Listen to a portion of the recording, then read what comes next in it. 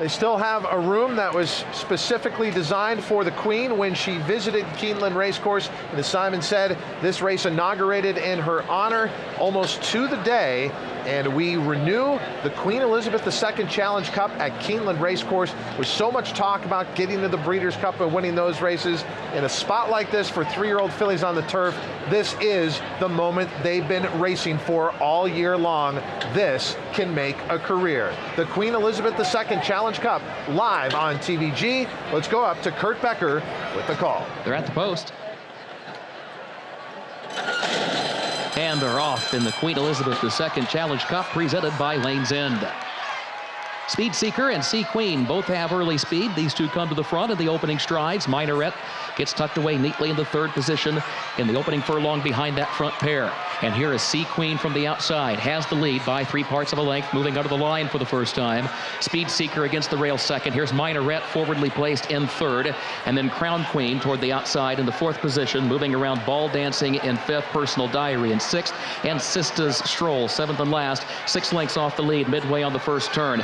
Sea Queen has cleared with the lead, gets against the rail, leads it by 2 lengths onto the backstretch. 24 2/5 seconds for that opening quarter over the soft going. Minaret is second by 3/4 of a length. Crown Queen forwardly placed third toward the outside. Speed Seeker fourth toward the inside. Personal Diary fifth in between horses. Ball Dancing moves alongside her, some 5 lengths off the lead, and Sista's Stroll, the trailer, at the midpoint of the backstretch after an opening half mile in 48 4/5 seconds. Sea Queen, the leader, into the far turn, leads it by 2 lengths. Here, Rod Ortiz Jr. checks over his shoulder, keeps an eye on Minaret in second by 3/4 of a length. Crown Queen third on the outside of that one. Speed Seeker hugs the rail in fourth. Personal Diary fifth around the turn. Ball Dancing sixth on the outside, still 5 lengths off the lead. And Sista's Stroll is last. It is Sea Queen, the leader, just over a 1/4 mile out. Crown Queen second. Minaret third. Ball Dancing has to move wide from fourth, 5 lengths off the lead. They've got to catch Sea Queen. Crown Queen strides forward. Ball Dancing third on her outside. Into the final furlong of the Queen Elizabeth II Challenge Cup presented by Lane's End.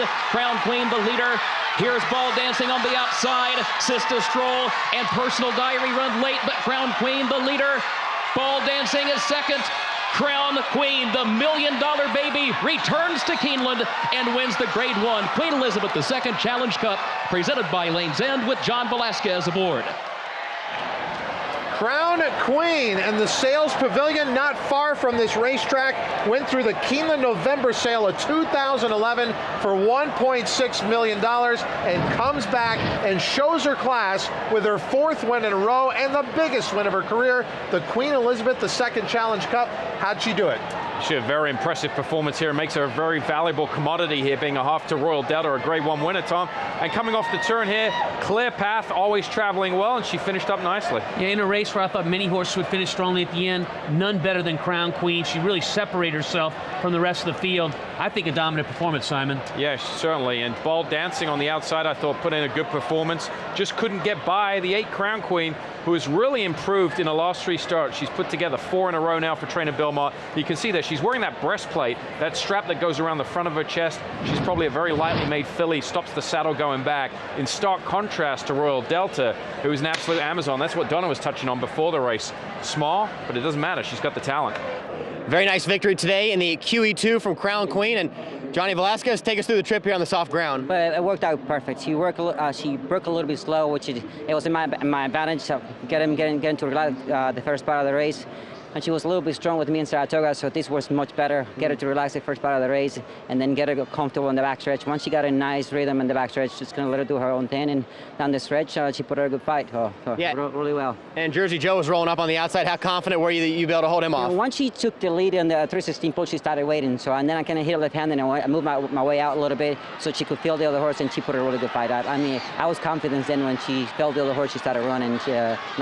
Nice fight back, you know. All right, Johnny, I'll let you get back to the jock's room. Congratulations, Crown Queen. Big victory here in the QE2, and Johnny Velasquez has ridden here 2 days, and he's second in the jock standings.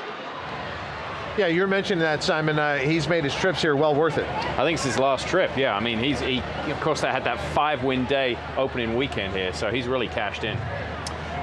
Tom wanted to stick around and hear from the winning trainer, so we're going to find out more with Donna Barton Brothers.